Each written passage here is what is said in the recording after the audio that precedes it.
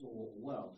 Now, today we are having an interaction regarding AI. So now we are living in a world where AI is the talk of the day, and from the look of things, we have to adapt, and of course we need to adopt AI as a partner in development.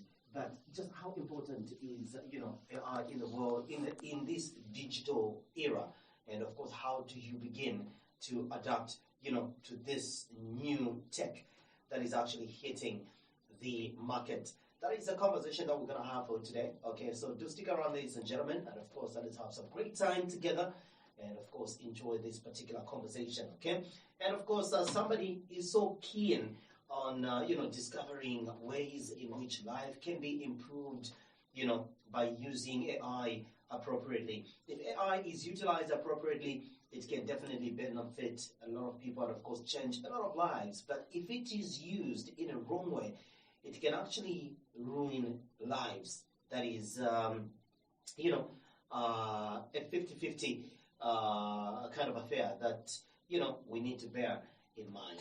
And of course, the somebody that I'm making reference to is none other than Mr. Preston Winga, who is actually a tech enthusiast, and of course, he is in the studio with us today. Okay, great. Mr. Preston, thank you so much for coming through, and welcome back again to Money FM. Thank you so much. Good to have you. Probably maybe you can just move close to your mic. Exactly. I do not want people to miss any of our conversation. How have you been? I've been great, and how have you been? I've been all right as well. Work, family, and of course your enthusiasm with tech and the digital world. How is it going? So far, so good. I want to always keep up to always be updated with what is trending, especially in the tech world. I do not want to miss a single thing, and I want to be part of those new things that keep coming. Let's talk about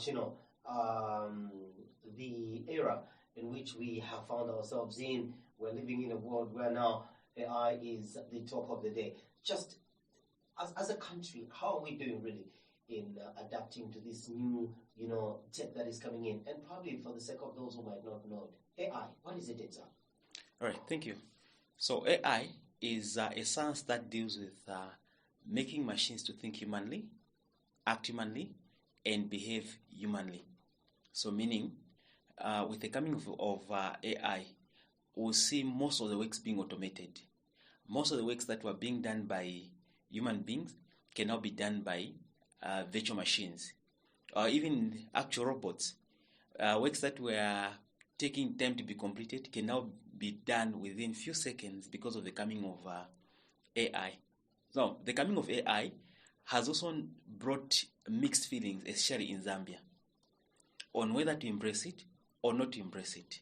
That is the current debate at the moment. How helpful is this new tech that we're talking about, or this new science, as you put it? It's very helpful because this time around, you don't really have to struggle to get work done because everything is automated using the robots and the chatbots that we have. So meaning, instead of you wasting time trying to find a solution to something, you can easily find it, and you keep moving, you keep making your money. Earlier, you talked about, some people thinking it's a threat. In what way? Most of the people think the coming of AI will displace them from their work, from where they are working. So they feel that insecurity.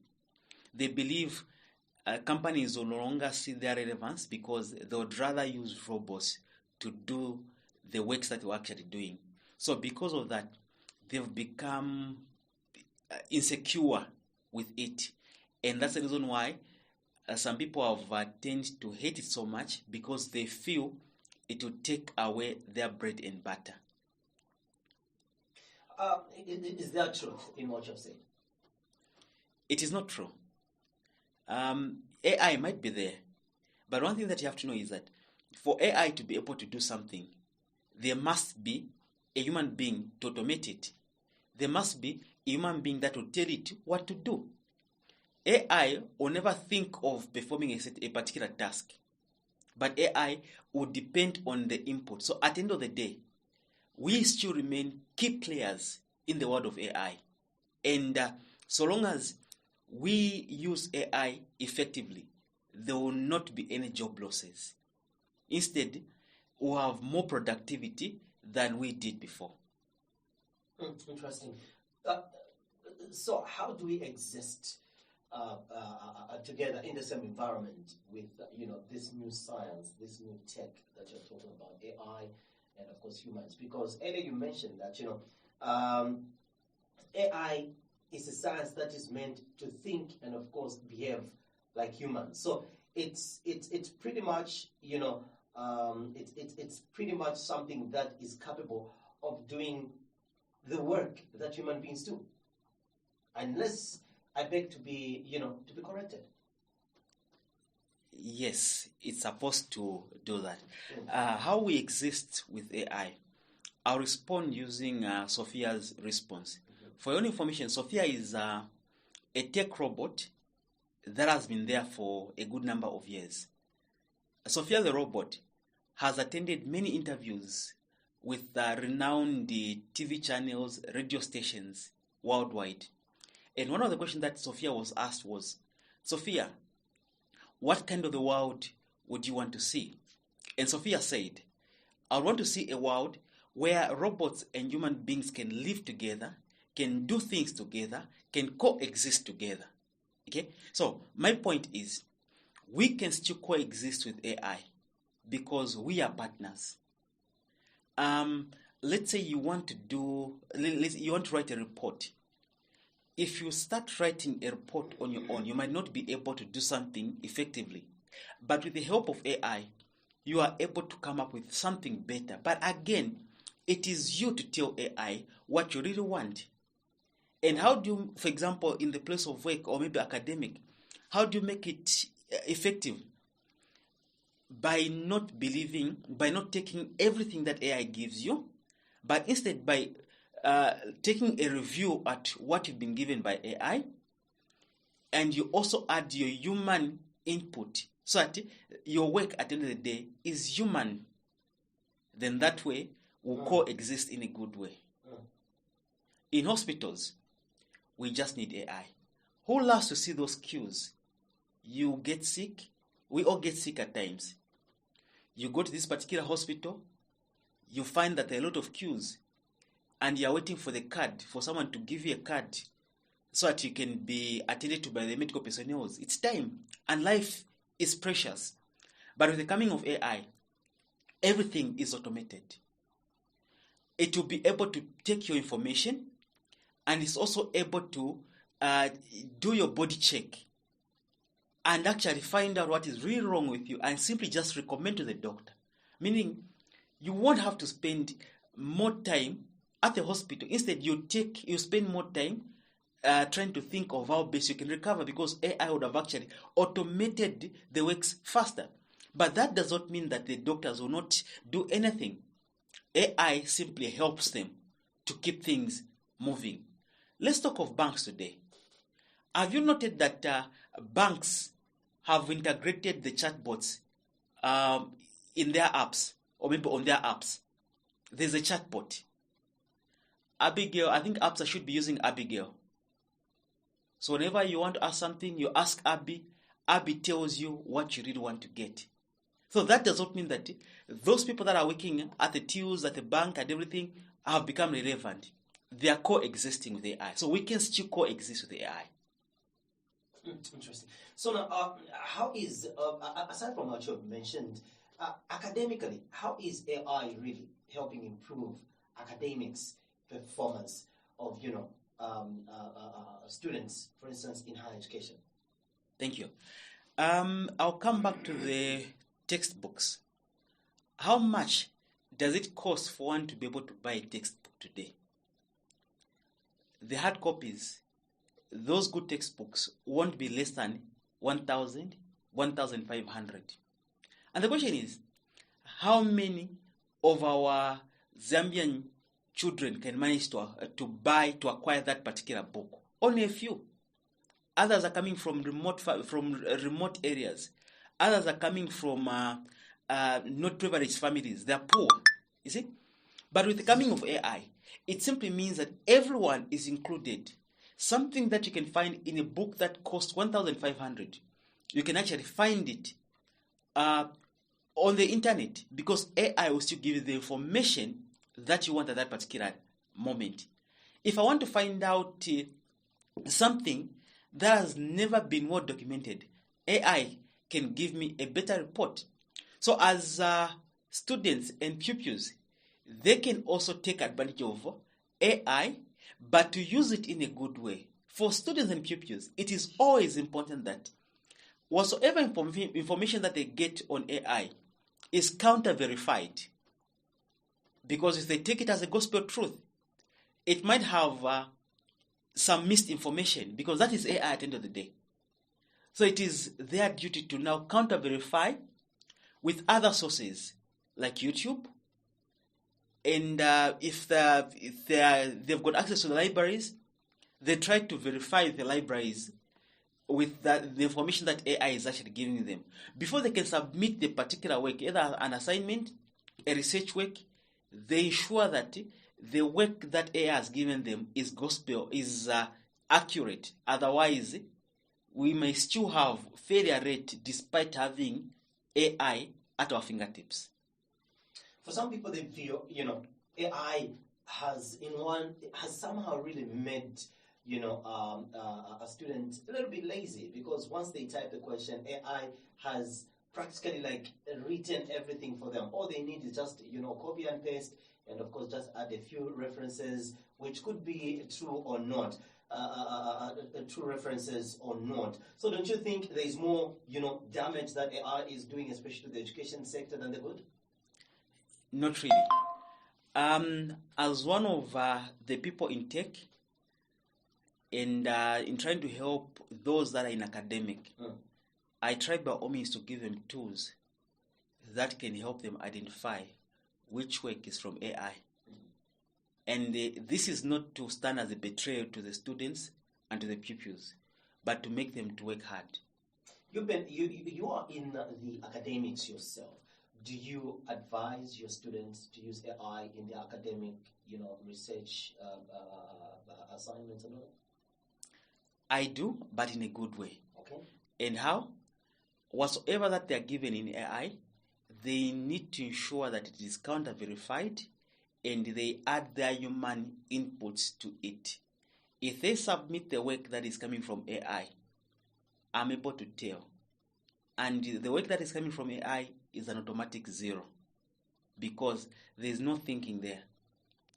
And just by looking at the work, within seconds, I'm able to tell that this work is coming from AI, because I know how AI brings out its results. So now we actually encourage these students, saying, you can just use AI for the sake of you knowing, but you need to counter-verify and ensure that whatsoever work that you're actually presenting is presented in your own way, because whether we like it or not, AI is here to stay. So we can't fight it. So the best that we can do is to embrace it, but again, to find means of ensuring that AI is giving us the best of what we want to get, not the worst. Interesting. All right, still talking to Mr. Preston Mwinga, and of course our subject matter today is, living in a world of AI. What are some of the other positives, aside from what you mentioned, that, we can see through AI? Thank you. We can go to manufacturing industries. Certain works that would take time to be done, with the coming of AI, those things are being done. Hotel industries, hospitality industry. This time around, with the coming of robots, chatbots, you are able to book your reservation from anywhere. You can even using a chatbot, it's able to give you reservations and give you a room where you're going to be and everything. When you're in that particular hotel, in the advanced countries, a robot will actually be the one to save you, to take your bags to your room, save you breakfast, do everything for you. Okay, so that is another positive. In the car industry, these vehicles are being automated by AI. So meaning it is easy to computerize anything this time around using artificial intelligence. For meetings, do you know that I don't take notes if I'm at home, a secretary for a particular meeting? It is simple. It is because I use AI to transcribe my meeting. Then at the end of the day, AI will help me to generate minutes. My job, my duty is to verify that whatsoever AI has given me is really accurate. AI can also help in identifying, for example, I can just have your photo. I'll simply take your photo, take it to AI. It will give me information about you. So meaning forensic, AI is here to help them to track or maybe identify certain individuals. Let's say I want to have certain work on soft copy and I just have it on hard copy. I'll simply use AI. Take a snapshot of that one, then take it to AI. Everything that is on hard copy shall be transformed into soft copy. So meaning, instead of me worrying about typing maybe a 50-page document, I can easily do it within 10 minutes. So those are some of the positives that AI has actually brought. So there are a lot of things that we can actually talk about, and it will keep improving. So having highlighted, those positives, I'm now thinking of probably some of the negatives, really. One of the positives that you mentioned has to do with, forensic and, of course, security, detail. You feel AI definitely can help, our security wings really do their jobs, effectively and, of course, without so much work being involved. But at the end of the day, don't you think the same AI has also created a situation where, people are being cloned and, of course, are being cloned without them knowing? Others have even found themselves in sex tapes and, of course, in nudes as well, just because somebody just got their image and, of course, created something out of it. That is there, but it's we're able to tell which work is from AI and which one is real this time around. Just by looking, like I actually indicated, I'm able to differentiate between the real things and the fake things. Allow me to divert a bit to our former president's barrier confusion between the government and the family.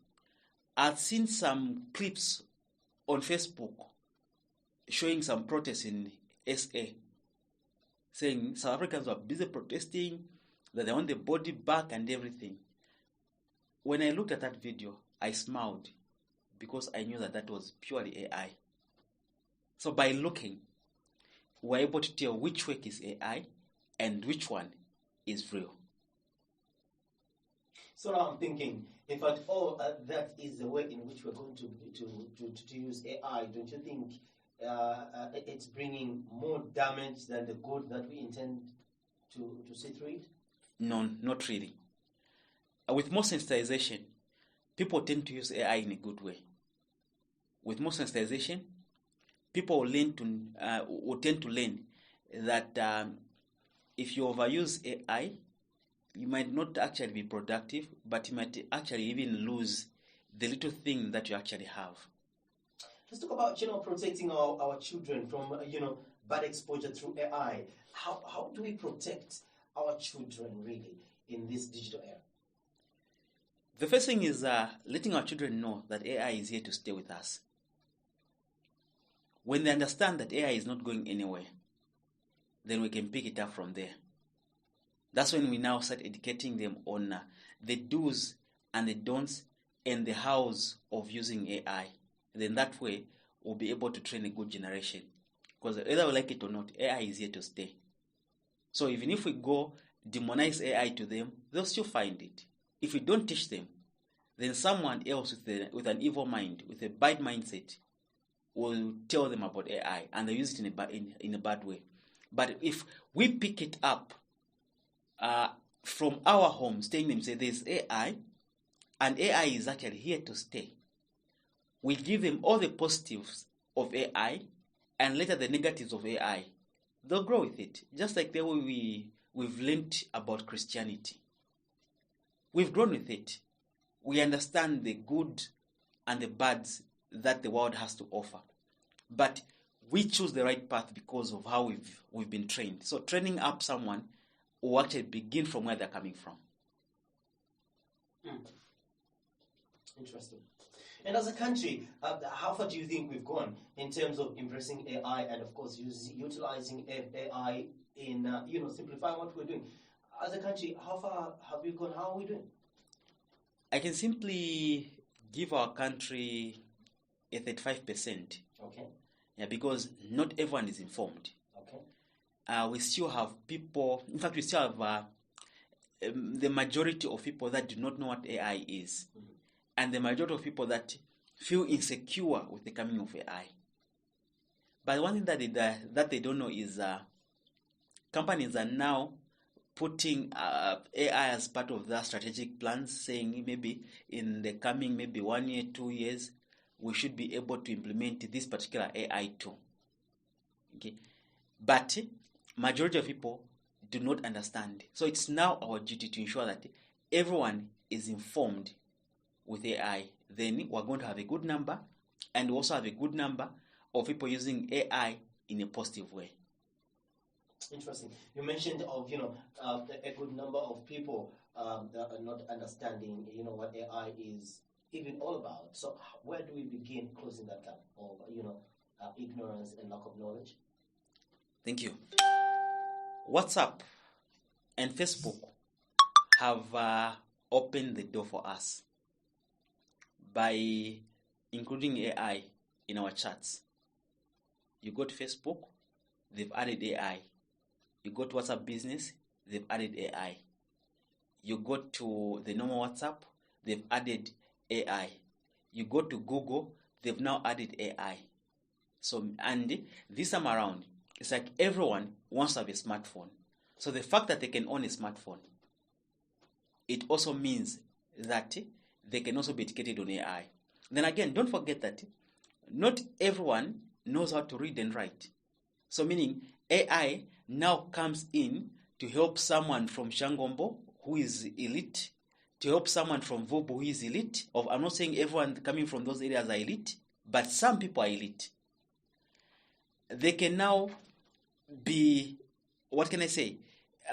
They can be updated with the happenings because AI is able to understand their language and is able to speak to them in their language. So meaning even on the communication barriers, AI will bridge that gap. So if we pick it up from there, then we'll have a world where even the people from the most remote areas will be able to communicate, will be able to use AI in a good way. We have the blind who depend on transcribing tools. So meaning with the coming of AI, they'll be able to have better ways of doing things. We have people that have been disabled, they can't walk, they can't do anything. With the coming of AI, we can now see them using automated wheelchairs. Even if they do not know how to speak English, they can simply tell AI, and AI will tell them, will actually get the instruction and take them where they want to go, because it is there to stay with us.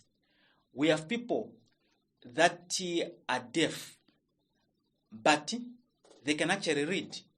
So AI can actually give them, can actually interpret things for them using sign languages in the way that they want to do it. So it's something that can actually be done. And by informing everyone, saying AI is actually here to help everyone. And when everyone is actually on board, then we'll see that even the fears that we've been having about AI will come to an end. At the end of the day, everything that we do has some risks. Even eating shima, at the end of the day, if you overeat it, it will have some risks. But it's how you handle a particular situation. Probably my final question could be, how ready are we really as a country, as societies, as people to adapt and of course adopt AI in our day-to-day lives? From my simple survey, we are ready and we are getting there. Okay.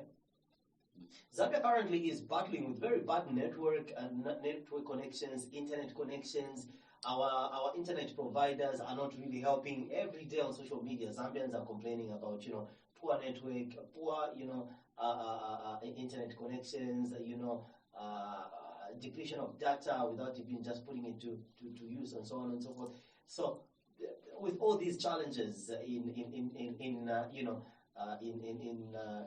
adopting the tech world, how are you seeing AI working in Zambia? Okay, thank you. Poor network connectivity is temporal at the moment. Then again, with this poor network connectivity, we've seen the coming in of other powerful network providers like Starlink. I know that very soon, providers like them will become very accessible.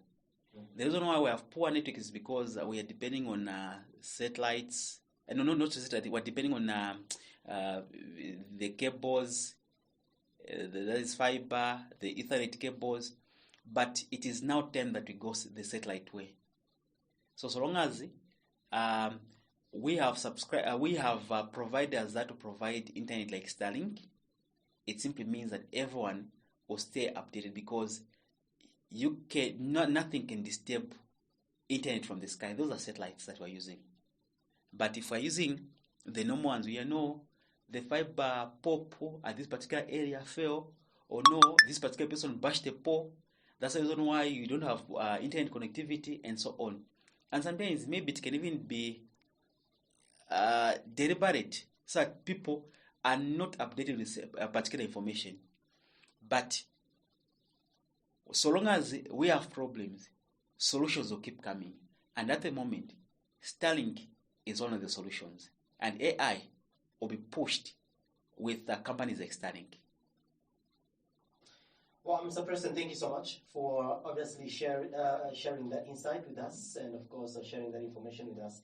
Very, very insightful. And I hope that this conversation does not just end here. We need more of this conversation so that people can begin to appreciate the advancements that are being done, just trying to better the lives of people. Otherwise, thank you so much. Thank you for hosting me. Absolutely amazing. Okay, great conversation there. All right. I hope that you picked up one or two things from what we were talking about. We are living in the world of AI, and of course, we don't adopt it, we don't adapt to it, we might find ourselves trailing behind. My guest was Preston Mwinga, who is a tech enthusiast, and of course an enthusiast of AI as well, an advocate of AI. And for him, he believes that our societies, our communities, our country is ready for AI. What we just need to do is to embrace it and of course use it in a good way. That's what he feels. All right. So more of these conversations, you expect them to on Money FM. Exactly. So we are helping you, as you're thinking business, to also think tech as well. I've been your host, Nelson. Until next time, it's bye-bye for now, and enjoy the rest of your day.